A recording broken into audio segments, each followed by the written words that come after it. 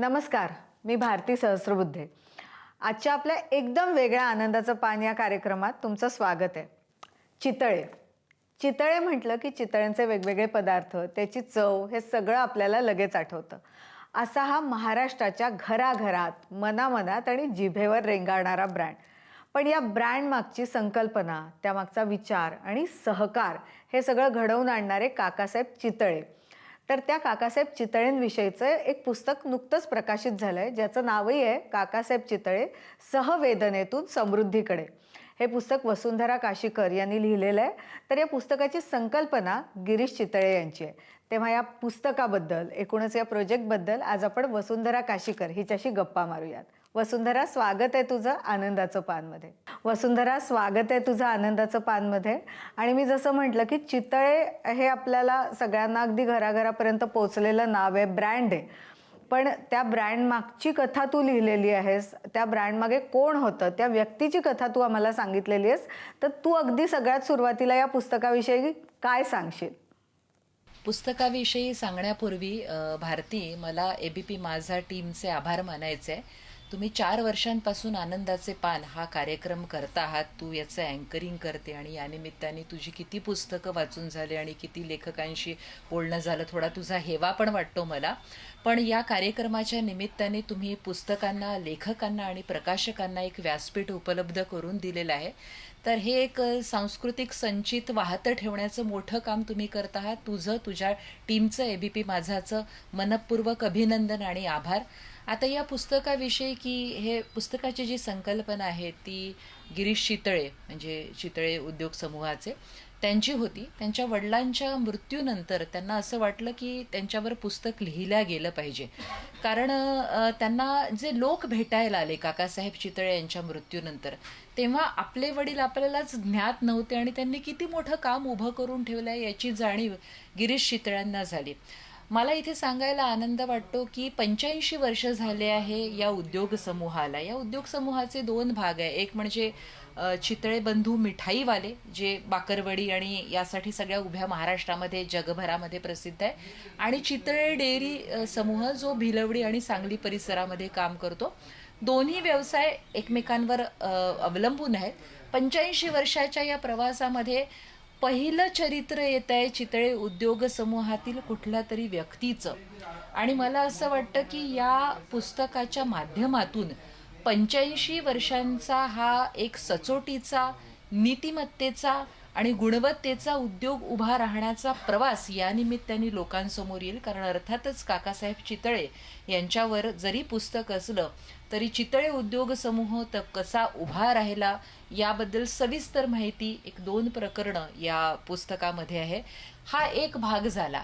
दुसरा भाग, ज्यांना सार्वजनिक जीवनामध्ये काही काम करायचं आहे, मग ते राजकारणात येऊ इच्छित असतील, एखादी NGO काढू इच्छित असतील, त्यांच्यासाठी सुद्धा हे पुस्तक अत्यंत मार्गदर्शक आहे की कसं आपलं सार्वजनिक जीवनाचं वर्तन असलं पाहिजे किंवा विचार करण्याची पद्धत असली पाहिजे. सार्वजनिक जीवनात असणाऱ्या माणसांनी कॉन्फ्लिक्ट किमान कसे ठेवावे की जेणेकरून आपल्या ध्येयावर फोकस करता येऊ शकेल. सार्वजनिक जीवनात असणाऱ्या माणसांनी त्याला माफ कसं पटकन करता आलं पाहिजे, हा एक भाग.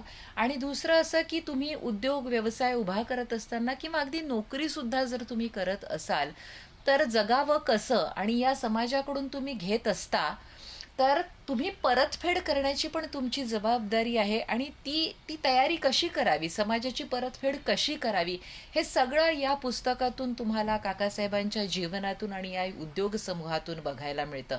तर त्यामुळे मला असं वाटतं की सगळ्यांनी वाचावं असं हे पुस्तक आहे.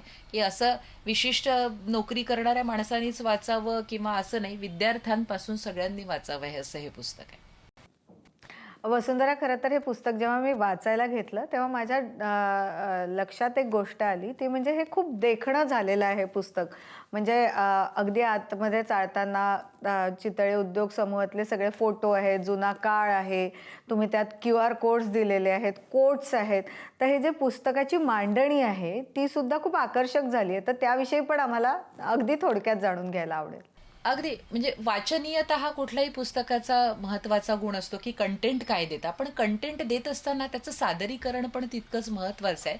अनंत खासबारदार हे जे कोल्हापूरचे सुप्रसिद्ध आर्टिस्ट आहेत, त्यांनी या सगळ्या पुस्तकाचं डिझाईन केलं. अगदी मुखपृष्ठ जर तू बघितलं तर दुधाची कॅन आहे आणि त्याच्यामध्ये पांढरा दुधाचा ड्रॉप आहे.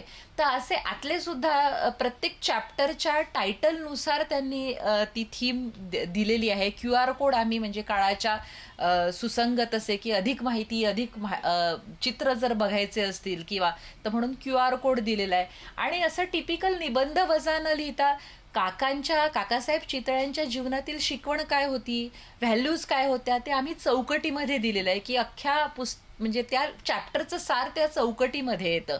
किंवा काही महत्वाच्या गोष्टी असतील तर त्या सुद्धा त्या चौकटीमध्ये आपण दिलेलं आहे की जेणेकरून लोकांना मेसेज जावा.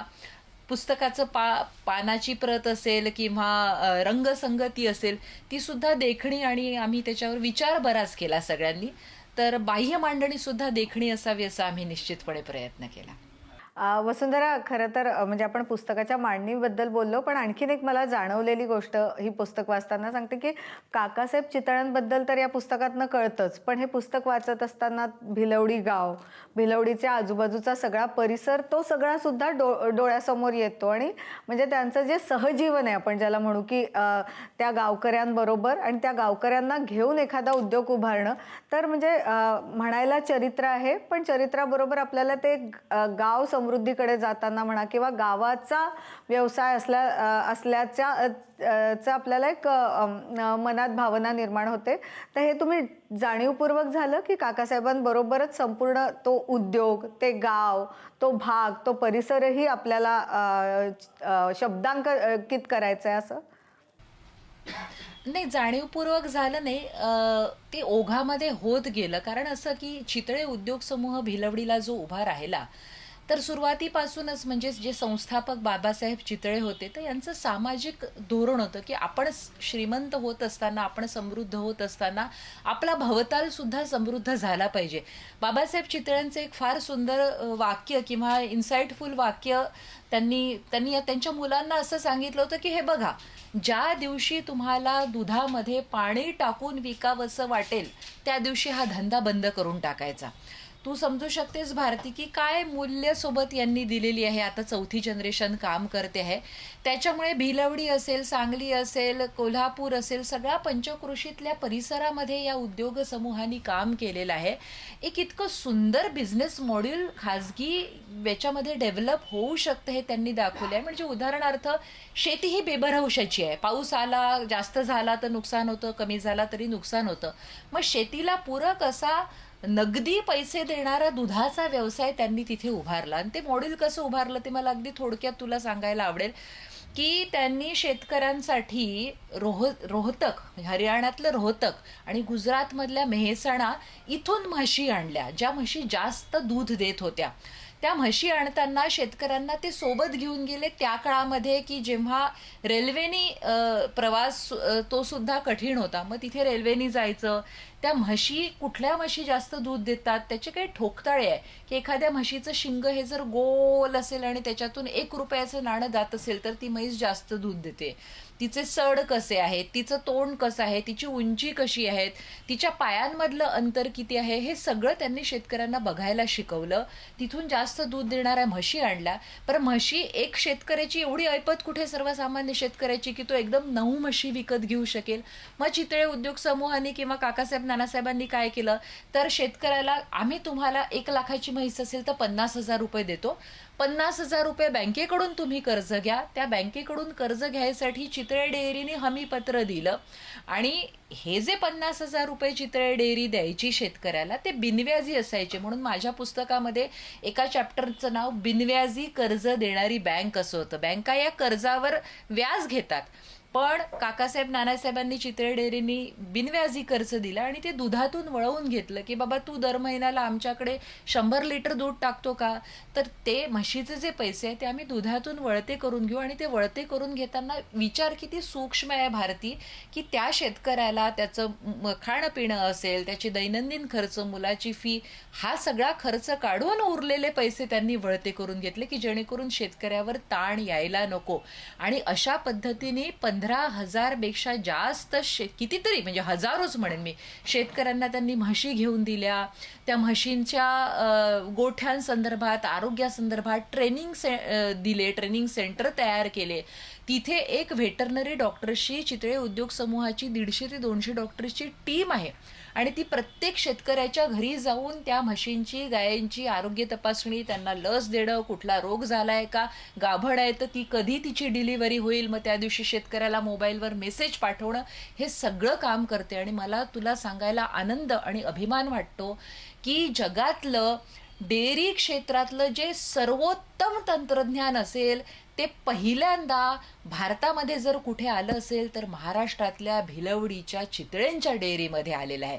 मग गोठा यंत्रांनी स्वच्छ करणं असो, यंत्रांनी गाई म्हशींचं दूध काढणं असो, त्यांना चारा खाऊ घालणं असो, म्हशींचा एक्सरे घेणं असो, किंवा अगदी आता त्यांनी जे आर्टिफिशियल इन्सेमिनेशनची लॅब तयार केली आहे की त्याच्यामधून साधारणपणे 95% प्रमाण असं आहे की तुम्हाला म्हशीला फिमेल म्हणजे बफेलो तीच होईल. तर हे सगळं तंत्रज्ञान जे आहे हे पहिल्यांदा चितळे डेअरीने आणलेलं आहे आणि याच्यातून शेतकरी श्रीमंत झाला, समृद्ध झाला, घरं झाली, मुलं शिकू लागली. आणि केवळ आर्थिकदृष्ट्या समृद्ध झाला नाही तर तिथे सामाजिक काम सुद्धा म्हणजे नेत्रदान असेल, रक्तदान असेल, ग्रामस्वच्छता असेल, सार्वजनिक शौचालय असतील, शेततळी बांधणं असेल, हे सगळं काम काकासाहेबांनी केलं. आणि हे त्यांचं वेगळेपण आहे. नफा कमवणं, उद्योग उभारणं हे भले बरेच जण करतील, परंतु हे सामाजिक काम प्रचंड मोठ्या प्रमाणावर उभं करणं आणि सर्व दृष्टींनी लोकांच्या, मी इथे हा शब्द खूप जाणीवपूर्वक वापरते, जीवनाची प्रत उंचावण्याचा, दर्जा उंचावण्याचा प्रयत्न करणं, हे काम या माणसांनी केलेलं आहे आणि ज्यातून तुम्हाला सुद्धा तुमच्या जगण्याचं प्रयोजन सापडू शकतं. तू आता हा उल्लेख केलास की लोकांचं जीवनमान जास्तीत जास्त चांगलं होण्याच्या दृष्टीने त्यांनी प्रयत्न केले. या पुस्तकामध्ये विम्याचा सुद्धा उल्लेख येतो आणि अशा आणखीन काय गोष्टी तुला असं वाटतं की हे काकासाहेबांचं खूप मोठं कॉन्ट्रीब्युशन आहे जे तुला पुस्तक लिहिताना, रिसर्चच्या दरम्यान जाणवलं? अगदी तू इतका सुंदर प्रश्न विचारला आणि बरं झालं तू विमाचा उल्लेख केला की आपल्याला माहिती आहे की आपली मेडिक्लेम असते किंवा आपली LIC इन्शुरन्स असतो, टर्म इन्शुरन्स असतो, पण जनावरांचा विमा असतो, म्हशीचा, गाईचा विमा असतो, हे मला काही माहिती नव्हतं. मी तशी शहरामध्ये वाढलेली आहे. मग पहिल्यांदा कळलं की जनावरांचा विमा असतो. मग गाई म्हशींचा विमा काढताना एक जनरल इन्शुरन्स येतो, तर ट्रान्झिट इन्शुरन्सची कल्पना ही काकासाहेब चितळ्यांनी मांडली आणि ते त्यांचं कॉन्ट्रीब्युशन आहे की रोहतक आणि मेहसाणावरून जेव्हा म्हशी इथे आणल्या जायच्या भिलवडीमध्ये तेव्हा 10-15 दिवस लागायचे. त्यात अपघातामध्ये किंवा नैसर्गिक दृष्ट्या म्हैस दगावली, कारण म्हशीला पण हार्ट अटॅक येतो हे आपल्यापैकी फार कमी लोकांना माहिती असेल. जसं माणसाच्या भावभावना असतात तशा म्हैस या प्राण्याच्या भावभावना असतात आणि ताणामुळे तिला हार्ट अटॅक आला, ती दगावली, तर शेतकऱ्याचे पैसे गेले ना. तर काकासाहेबांनी हा ट्रान्झिट विमा तयार करून घेतला tailor made new India insurance कंपनीकडून की जर अशी म्हैस दगावली तर त्याचे 100% पैसे त्या शेतकऱ्याला मिळावे. तर ही ट्रान्झिट विमा ही देणगी दिलेली आहे त्यांनी. शिवाय कंपनीचा प्रीमियमचा दर होता 5%, काकासाहेबांनी तो 3.5% करवून घेतला. आता करवून घेतला म्हणजे मी उद्या कुठल्या कंपनीला म्हटलं तर कंपनी माझ्या शब्दावर ते करणार नाही. काकासाहेबांची पत होती, विश्वासार्हता होती, चितळे उद्योग समूहाची विश्वासार्हता होती. याशिवाय ती म्हैस जेव्हा इथे यायची म्हणजे भिलवडीला यायची त्याच्यानंतर 15 दिवसांचा क्वारंटाईन पिरियड असतो आणि या क्वारंटाईन पिरियडमध्ये परत तिला काही जर झालं तर त्याचे पैसे शेतकऱ्याला मिळत नाही. 15 दिवसानंतर जनरल इन्शुरन्सचं संरक्षण सुरू होतं. काकासाहेबांचा विचार इतका सूक्ष्म की या क्वारंटाईन पिरियडमध्ये ती म्हैस गेली तर शेतकऱ्याचा काही दोष नाही आहे ना. तर हा क्वारंटाईन पिरियड सुद्धा त्यांनी कंपनीकडून वेव ऑफ करून घेतला आणि हा वेव ऑफ करून घेणारी एकमेव मला वाटतं चितळे ग्रुप आहे. बाकी कोणालाही असा कंपनीने वेव ऑफ करून दिलेला नाहीये. सांगण्याचा मुद्दा असा की शेतकऱ्यांचं हित याची त्यांना इतकी तळमळ होती, आणि जेव्हा तुम्हाला तळमळ असते तुम्ही तेव्हा एखाद्या विषयाचा खूप सूक्ष्म खोलवर पेनिट्रेटिंग अभ्यास करता आणि त्याच्यातूनच तुम्हाला लूप होल्स कळायला लागतात. तर जनावरांचा विमा, ट्रान्झिट विमा किंवा क्वारंटाईन पिरियड वेव ऑफ करून घेणे हे त्यांचं खूप मोठं कॉन्ट्रीब्युशन आहे. आणि तुला सांगते की या निमित्ताने म्हैस या प्राण्याचा माझा इतका अभ्यास झाला. मी मुलाखत घेतली होती डॉक्टर संतोष थॉमस यांची, की जे मध्ये अमूल उद्योग माहिती आहे आपल्याला, गुजरातचं, त्याच्यामध्ये मशीनवर त्यांनी PhD केली आहे आणि जनावरांच्या विभागाचे ते प्रमुख आहे. तर ते मला त्यांच्याशी बोलत होते आणि त्यांच्याही बोलण्यामध्ये हा उल्लेख आला की काकासाहेबांचं शेतकऱ्यांच्या हिताकडे किती लक्ष असायचं, आणि काही गमतीदार गोष्टी म्हणजे म्हशीची विचार करण्याची पद्धत कशी असू शकते. तर संतोष थॉमस म्हणाले की अहो तुम्हाला गंमत वाटेल, पण म्हशीला असं वाटतं की आता पिल्लाला दूध पाजलंय, आपण फिरायला निघू आणि चला आपल्या बॉयफ्रेंडला भेटून घेऊ, आणि जर एखादा रेडा असेल त्याच्यामध्ये तर म्हशींचा मूड खूप छान होतो. सो अशा काही गमतीदार गोष्टी सुद्धा म्हणजे आपल्याला माहिती नसतं निसर्गामध्ये किती अद्भुत गोष्टी आहेत, त्या सुद्धा या निमित्ताने कळल्या. खरं तर म्हणजे आपण चितळे हे नाव ऐकतो, चितळ्यांबद्दल आपल्याला थोडीफार माहिती असते, कारण एक महत्त्वाचा उद्योग समूह आहे आपल्या महाराष्ट्रातला. पण एक पुस्तक, आणि ते सुद्धा आभाळ्या एवढ्या माणसाचं, म्हणजे त्यांचं जे कर्तृत्व आहे ते आभाळ्या एवढं आहे. अशा वेळी तुला कसा रिसर्च करावा लागला, कसा अभ्यास करावा लागला? आपण आपल्या मुलाखतीच्या शेवटाकडे हा प्रश्न घेऊया. अगदी नक्की. यापूर्वी मी पुस्तक लिहिलं होतं शरद जोशींवर, शेतकरी संघटनेचे संस्थापक. तर ते त्यांच्या गप्पांवर आधारित होतं, पण काकासाहेब चितळ्यांना मी भेटले नव्हते. त्याच्यामुळे मी ऑलमोस्ट भिलवडीला 2 महिने राहिले. आणि गिरीश चितळ्यांना मी गमतीने म्हटलं पण की अहो मी माझ्या माहेरी जेवढी राहिले नाही ना तेवढी तुमच्या भिलवडीला राहिले आहे. म्हणाले की हे तुझं दुसरं माहेरच समज. 400 पेक्षा जास्त शेतकरी, उद्योजक, चितळे डेअरीमध्ये काम करणारे कामगार यांच्या मुलाखती घेतल्या, सामाजिक कार्यकर्त्यांच्या मुलाखती घेतल्या, आणि त्या मुलाखतींमधून हे पुस्तक साकार झालेलं आहे. तर हा एक खूप एनरिचिंग जर्नी होता, आणि याच्यामध्ये मी खूपदा असं म्हटलंय आणि मला अजूनही जाणवतं की मला हे जाणवलं की आपलं एकूणच जीवनाविषयीचं आकलन किती तोकडं असतं. आपण किती पटापट निष्कर्ष काढतो ते किती चुकीचे असतात. म्हणजे अगदी 1 मिनिटामध्ये एक उदाहरण सांगेन की एका माणसाची, शेतकऱ्याची मुलाखत घ्यायला मी गेले होते आणि त्याची बायको पत्नी बसली होती. तर मी त्यांना म्हटलं हो यांचंही योगदान आहे ना तुमचं हे सगळं दुधाचं संकलन केंद्र वाढलं? तर ते म्हणाले हो हिचं आहे, आणि लगेच म्हणाले की माझ्या आईचं पण योगदान आहे. आणि मला असं थोडासा आपला एक थोडासा स्त्रीवादी फणा बाहेर येतो. तर मी म्हटलं काय या माणसाला, तर आई हयात नाही आहे, तोंड भरून बायकोचं कौतुक केलं असतं तर काय बिघडलं असतं. बाहेर आल्यावर मी म्हटलं की तुम्ही घराला आईचं नाव दिलंय, आणि तो माणूस माझ्यासमोर ओक्साबोक्षी रडायला लागला. म्हणे ताई, म्हणे माझी वडील माझ्या लहानपणी वेडे झाले, हे सगळं आईनी सांभाळलं, आणि तिने काय आयुष्य जगली, म्हणजे मरणाहून जगणं भयंकर अशा पद्धतीचं. तर म्हणे तिचे उपकार आहे. आणि त्या क्षणाला मला असं लक्षात आलं की आपण किती पटकन निष्कर्ष काढतो. आणि काकासाहेबांचं पुस्तक लिहिताना हा माझा सुद्धा समृद्ध होणारा, म्हणजे सहवेदनेतून समृद्धीकडे, तर माझा सुद्धा एक लेखक म्हणून समृद्ध करणारा प्रवास होता. मला असं वाटतं की माझ्या संवेदनांची क्षितिज विस्तारली, आणि एक मोठा धडा मिळाला की तुम्ही जेव्हा वैयक्तिक उत्कर्ष साधत असता, नफा कमवत असता, वैयक्तिक उन्नती साधत असता, तेव्हा तुम्ही सामाजिक बांधिलकी जोपासू शकता, आणि ती जोपासली पाहिजे. आणि या पुस्तकातून हे अगदी प्रकर्षाने कळतं की भांडवलशाही, नफा आणि संवेदनशीलता आणि करुणा हे हातात हात घालून चालू शकतात. तेव्हा सगळ्यांनी जरूर म्हणजे मी लेखिका आहे म्हणून मी त्याची एन्डोर्समेंट करत नाही आहे, पण जरूर हे पुस्तक वाचावं. तुम्हाला नक्की काहीतरी जीवनाच्या प्रयोजनाचे, उद्दिष्टाचे कण याच्यातून सापडतील अशी मी हमी देते वैयक्तिक. खरंच वसुंधरा, तुझ्याकडनं या पुस्तकाबद्दल जाणून घेणं, तुझ्याशी गप्पा मारणं, हा सुद्धा आज खूप छान अनुभव होता. तू अगदी छान पद्धतीने आम्हाला या पुस्तकाविषयी सांगितलंस, आणि अर्थात सगळ्यांचीच उत्सुकता वाढली असणार आहे या पुस्तकाविषयीची. आणि या पुस्तकाच्या माध्यमातून हे काम जास्तीत जास्त लोकांपर्यंत पोहोचावं यासाठी तुला शुभेच्छा. आणि तू जे काही काम करतेस त्या सगळ्यांसाठी आमच्या सगळ्या टीमकडनं खूप खूप शुभेच्छा आणि आभार. Thank you so much. आता पुन्हा वेळ झाली आहे ती लक्षवेधी पुस्तकांविषयी सांगण्याची. आजची जी लक्षवेधी पुस्तकं आहेत त्यातलं पहिलं पुस्तक आहे ग्रंथालीने नुकतंच प्रकाशित केलेलं लेखक राजीव श्रीखंडे यांचं पुस्तक, ज्या पुस्तकाचं नाव आहे अभिजात साहित्याचं अक्षरविश्व. यात साधारण 1532 पासून 2001 या काळातल्या गाजलेल्या जागतिक पुस्तकांचा आढावा घेतलाय.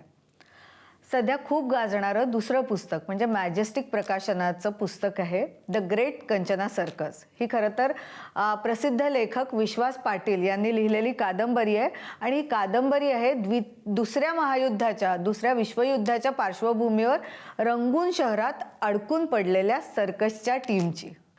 तिसरं पुस्तक आहे पॉप्युलर प्रकाशनाचं. हा समीक्षात्मक ग्रंथ आहे ज्या ग्रंथाचं नाव आहे नव्या वाटा शोधणारे कवी आणि ज्येष्ठ साहित्यिक सुधीर रसाळ यांनी हे लिहिलेलं आहे.